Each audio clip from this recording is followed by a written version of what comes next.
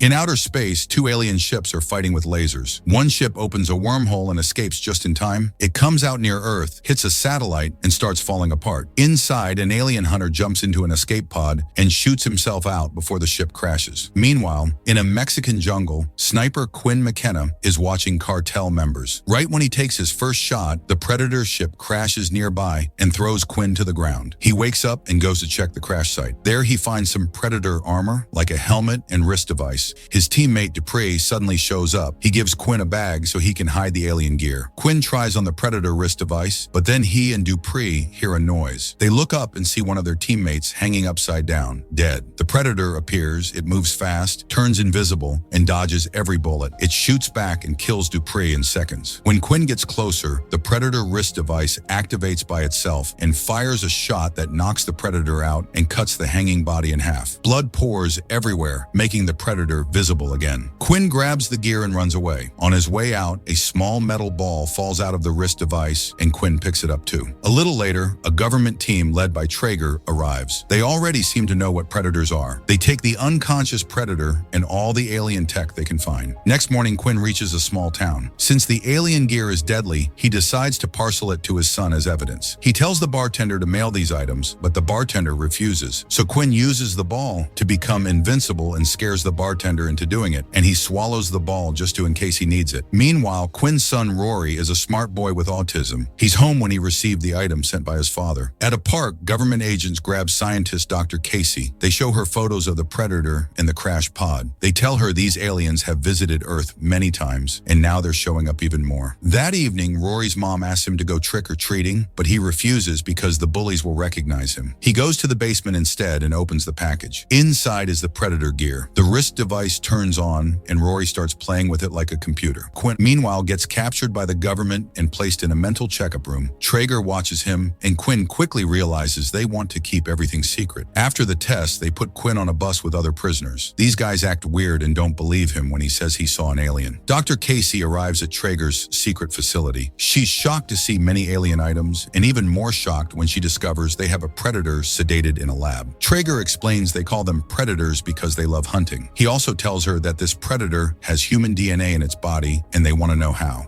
On the road, the bus carrying Quinn suddenly gets a message telling it to return to the base. At the same time, another Predator ship arrives through a wormhole above Earth. This ship sends two alien dogs and a bigger Predator to Earth. This new Predator is tracking the signal from the wrist device Rory is using. Back at the lab, the Predator that was sedated suddenly wakes up. The scientists panic and try to hold it down, but it breaks free and starts killing everyone in the room. Casey grabs a tranquilizer gun from a dead guard, picks up an alien sample, and runs. She reaches a door, but it won't open until she goes through a decontamination shower. So she quickly steps inside, gets sprayed, and waits for the door to unlock. The Predator looks around the facility, searching for its missing mask and wrist device. It sees Casey in the shower area, but ignores her since she isn't a threat, and the door behind her is already open. It grabs a Predator helmet from a table, activates it, and sees a signal point straight to Rory. Soldiers try to stop it, but the Predator kills each one easily and escapes the building. Outside the bus, Quinn is on stops, and the prisoners sees alien jumping from building rooftop. The prisoners finally believe Quinn was speaking truth, and they decide to escape. They start a fake fight, making the guards enter the bus, then jump them, grab their weapons, and throw them out. At the same time, Casey runs out of the facility and chases the Predator. The Predator now sees the second alien ship fly over with two jets chasing it and starts moving toward that direction.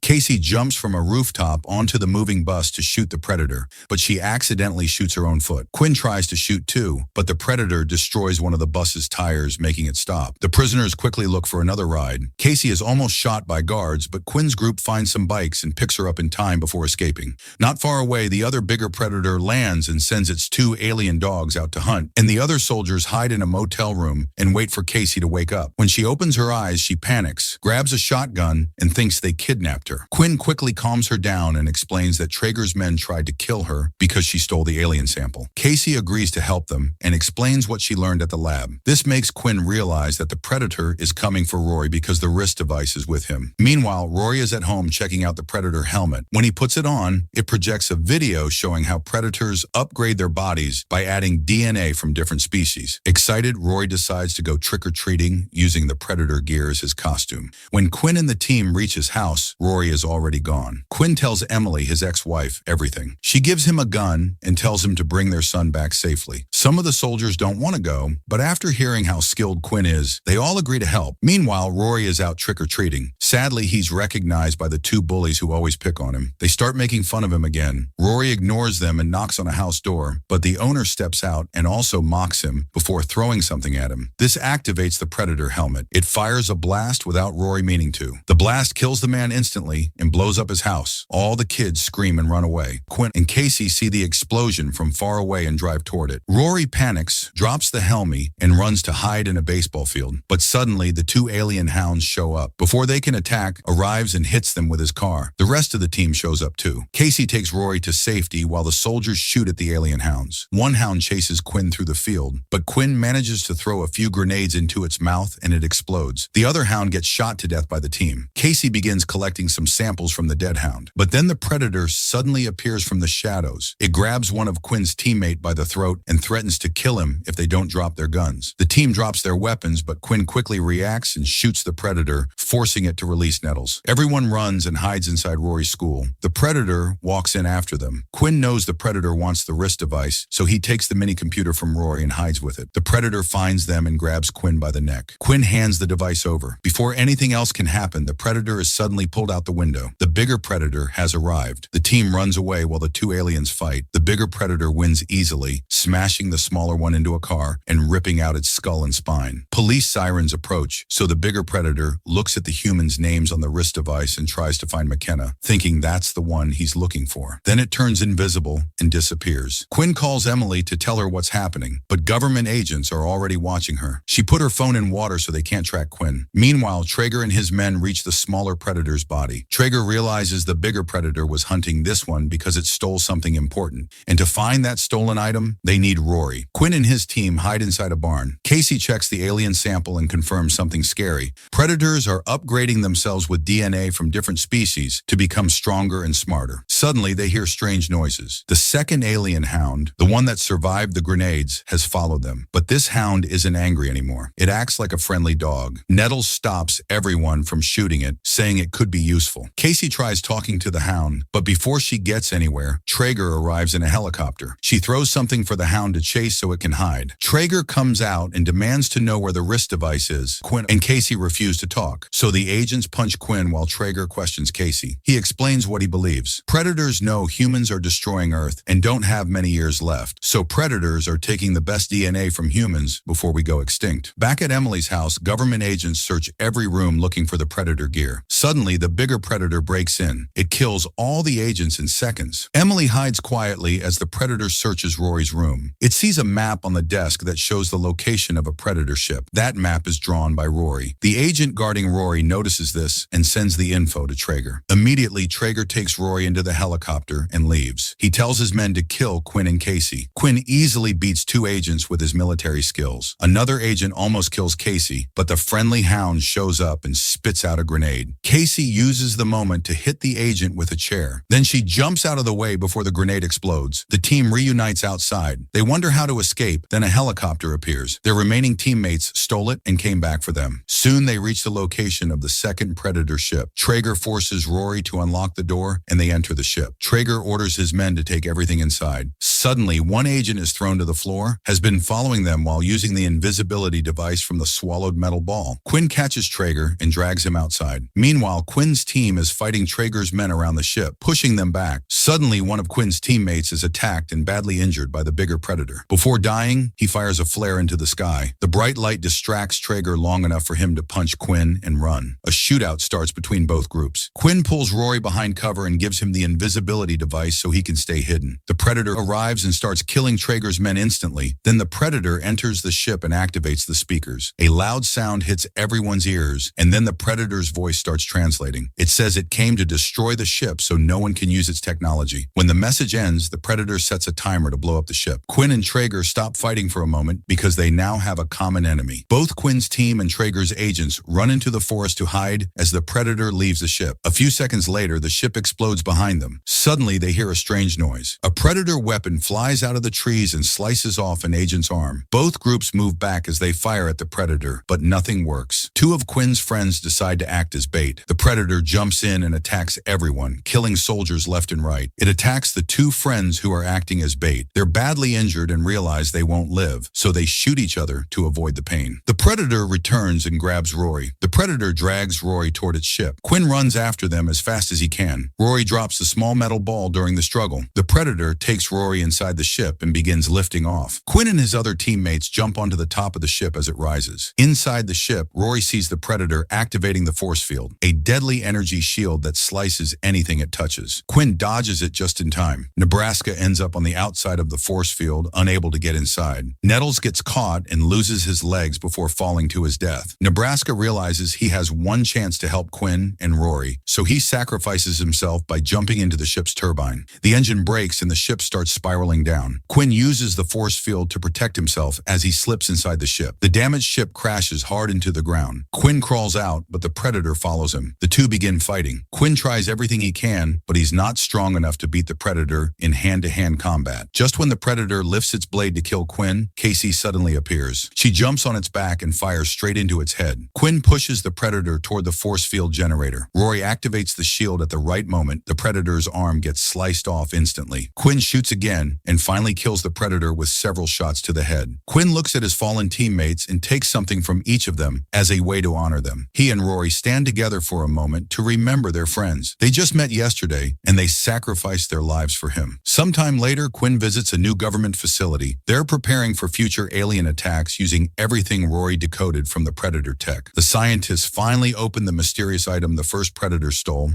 Inside is a special suit called the Predator Killer. The suit attaches itself to a scientist-like armor with weapons forming around his body. It looks deadly, but after a moment, the suit turns off and returns to its pod. Quinn looks at it and says, "That's my new suit. The end." Subscribe for more recaps like this.